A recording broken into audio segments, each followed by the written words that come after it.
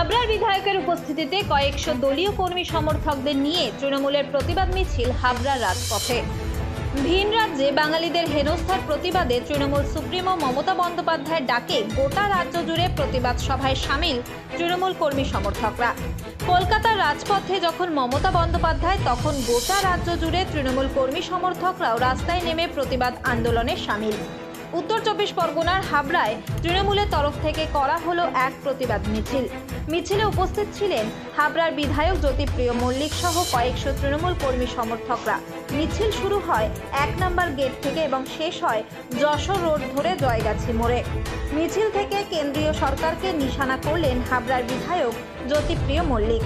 যেভাবে একের পর এক রাজ্যে বাঙালিদের বাংলা ভাষার কথা নিয়ে বাংলাদেশে পাঠিয়ে দেওয়া হচ্ছে, সেখানে দাঁড়িয়ে রাজ্যের মুখ্যমন্ত্রী মমতা বন্দ্যোপাধ্যায় তার প্রতিবাদ করছেন। মমতা বন্দ্যোপাধ্যায় আছেন বলেই বাঙালিরা আছেন এবং থাকবেন, এমনটাই বললেন হাবড়ার বিধায়ক জ্যোতিপ্রিয় মল্লিক। কলকাতা থেকে যে শুরু হয়েছে দলনেত্রী মমতা বন্দ্যোপাধ্যায়, দলের নেতা অভিষেক বন্দ্যোপাধ্যায়ের নেতৃত্বে আজকে প্রায় 3-4 লক্ষ মানুষ আজকে কলকাতার রাজপথে নেমেছে।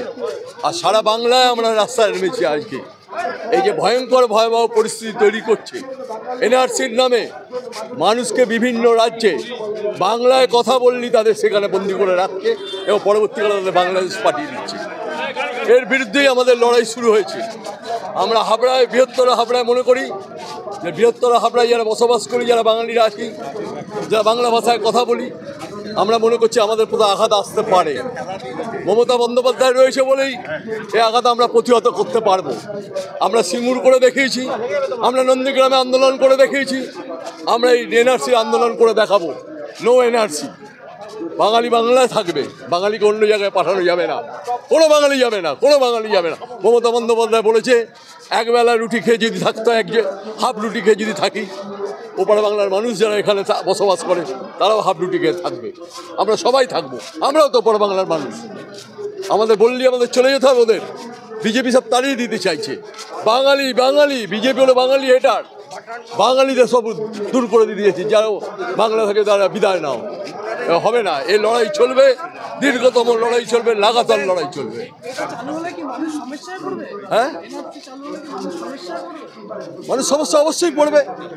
সমস্ত মানুষকে নিয়ে গিয়ে পুড়ে দেবে, ডিটেনশন ক্যাম্পে পুড়ে দিয়ে বলবে তুমি বাংলাদেশ চলে যাও। আমাদের যারা পূর্বপুরুষ, যারা আমরা এখানে জন্মেছি, আমার বাবা জন্মেছে হয়তো বাংলাদেশে, তার বাবা হয়তো বাংলাদেশে, কিন্তু আমি তো এখানে জন্মেছি, আমার ফ্যামিলি এখানে জন্মেছে, চাকরি করছে। এদের বাঙালি বলি, বাংলায় কথা বললেই যে রাজ্যে কথা বলবে তাদের ডিটেনশন ক্যাম্পে নিয়ে যাচ্ছে। এ আমরা বরদাস্ত করবো না। এ লড়াই চলবে, দীর্ঘতম লড়াই হবে।